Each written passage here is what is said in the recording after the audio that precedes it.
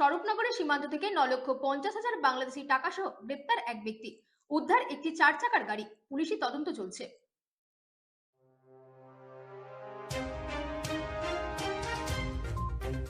গতকাল গভীর রাতে স্বরূপনগর থানার হাকিমপুর সীমান্ত এলাকায় একটি 4 চাকার গাড়ি নিয়ে কবিরুল ইসলাম নামে এক ব্যক্তিকে ঘোরাঘুরি করতে দেখে বিএসএফ জওয়ানরা। তাদের সন্দেহ হয় তারা গাড়িটিকে দাঁড় করিয়ে তল্লাশি করে। তখনই গাড়ি থেকে উদ্ধার হয় এক বিপুল পরিমাণে বাংলাদেশি টাকা। এরপর বিএসএফ তাকে আটক করে এবং গাড়ি ও টাকা সহ ওই ব্যক্তিকে স্বরূপনগর থানার পুলিশের হাতে তুলে দেয়। পুলিশ আজ তাকে 7 দিনের পুলিশি হেফাজত চেয়ে বসিরহাট মহকুমা আদালতে পাঠিয়েছে। Bureau report, রাতদিন news network.